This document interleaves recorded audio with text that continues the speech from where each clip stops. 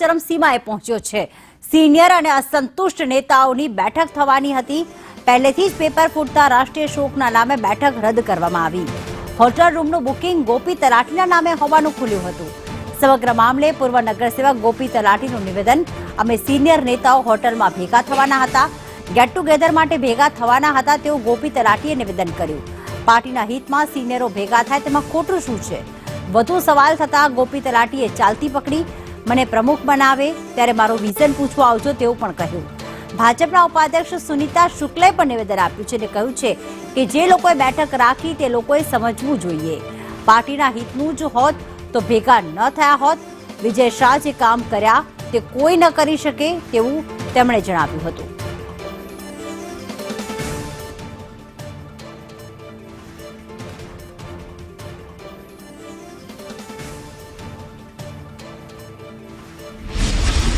Bharatiya Janata party का प्रदेश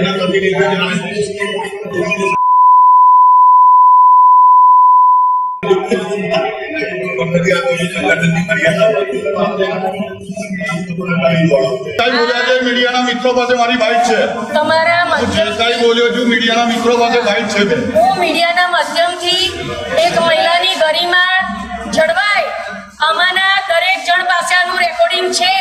કાલે જાહેરમાં મૂકો, કાલે જાહેરમાં મૂકો। મેં અત્યારે મારા કાને સાંભળ્યું છે કે હું એના કપડા ઉતારીને દોડું। આની અંદર જો તમે ખરેખર મીડિયાવાળા સાચું આનાથી તમારું ઘર ચાલે છે ને તમારામાં નૈતિકતા હોય તો તમે મૂકજો। મારામાં તો નૈતિકતા છે જ। મીડિયાના મિત્રોને કહેવા માંગુ છું કે એમના એકલામાં નહીં, અમારામાં બી નૈતિકતા છે। આવો કોઈ વિષય આવ્યો જ નથી। ખોટી રીતે આ નામ ઉછાળવાનો પ્રયાસ કરી રહ્યા છે। ભારતીય જનતા પાર્ટીના મિત્રો ભેગા થાય, જમણવારનો કાર્યક્રમ રાખે, ગેટ ટુગેધર રાખે, એમાં કોઈને કોઈ વાંધો હોવો ના જોઈએ એવું મારું માનવું છે। પાર્ટીના મોવડી મંડળને વિચારવા દો, એ મીડિયાનો વિષય નથી। પાર્ટીના મોવડી મંડળને નક્કી કરવા દો કેમ કરે, શેના માટે કરે ને કેમ કરવો જોઈએ। તમને જો પ્રમુખ બનાવે તો શું નવું શું કરશો? પ્રમુખ બનું પછી આવજો।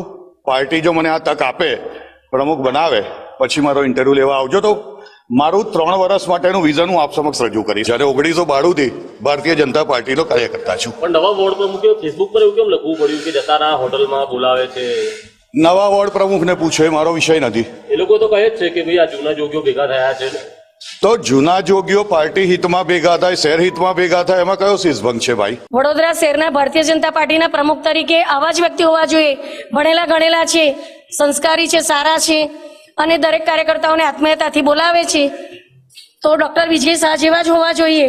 56ની છાતીવાળા છે ડોક્ટર, એમને રૂપિયો પૈસો ખર્ચવામાં ક્યારે પાછી પાડી નથી। ઇલેક્શન હોય કે કાર્યકર્તાઓને જમાડવાનું હોય કે કાર્યકર્તાઓના ઘરનો કોઈ આંતરિક મામલો હોય, એ પડખે રહ્યા છે। વડોદરાનો વિકાસ માટે તો સીએમ પણ કહી ચૂક્યા છે કે વિકાસમાં પાછળ છે। હા, તો એ ભેગા થયેલા લોકોએ વિચારવું જોઈએ ને। એ લોકો વિકાસ માટે ભેગા થયા હતા, તો જે લોકો વિકાસ માટે ભેગા થયા હતા એ દરેકને પોતાની ટર્મ મળેલી છે। એ જે લોકો બોલ્યા છે, બબે ટર્મ ચેરમેન રહ્યા છે, બબે ટર્મ સાંસદ રહ્યા છે, 8-8 વર્ષથી ધારાસભ્ય રહ્યા છે, તો એમને ખબર હોવી જોઈએ કે કેમ વિકાસ પાછળ રહી ગયો। સીએમ આવીને કહી જાય અને પ્રમુખ તો વિજય શાહ, તો પછી વિજય શાહ સંગઠનના પ્રમુખ છે, એ કોઈ વહીવટી પ્રમુખ નથી। બરાબર છે? જે લોકો વહીવટમાં છે, જે ચૂંટાયેલી પ્રતિનિધિ છે, એમને વિચારવાનું હોય।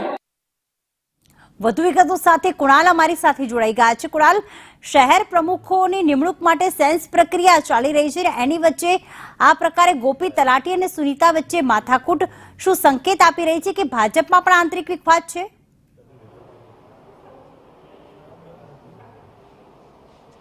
પ્રીતિ, છેલ્લા ઘણા દિવસોથી વર્તમાન ભાજપના જે પ્રમુખ છે વડોદરા શહેરના ડોક્ટર વિજય શાહ, તેમના સમર્થકો અને તેમના વિરોધીઓ વચ્ચે પડદા પાછળ એક વોર ચાલતી હતી, એક દુશ્મનાઈ ચાલતી હતી અને થોડા દિવસો પહેલા એક હોટલમાં કેટલાક અસંતુષ્ટ નેતાઓએ એક બેઠક પણ રાખી હતી અને આજે હોટલનો જે રૂમ બુક કરાયો હતો તે ગોપી તલાટી, જે પૂર્વ નગરસેવક છે, તેના નામે હતો।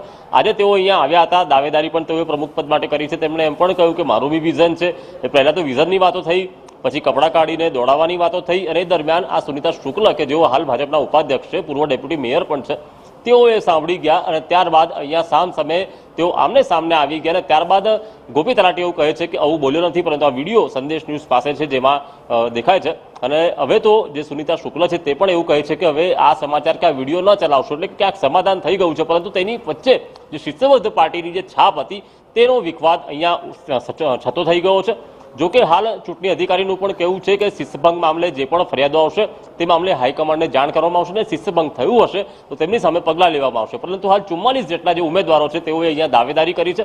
આગામી 10 તારીખે પ્રદેશ હાઈકમાન્ડ જે લોકોએ ફોર્મ ભર્યા છે તેમાંથી કોઈને પ્રમુખ બનાવે છે, કાં તો ડોક્ટર વિજય શાહને રિપીટ કરે છે, અથવા તો પછી કોઈ નવું જ નામ સામે આવે છે, જોવું રહ્યું. પરંતુ તે વખતે પણ કદાચ વિવાદ સામે આવે છે કે નહીં તો નવાય નહીં. બિલકુલ, આભાર કુણાલ તમામ વિગતો માટે.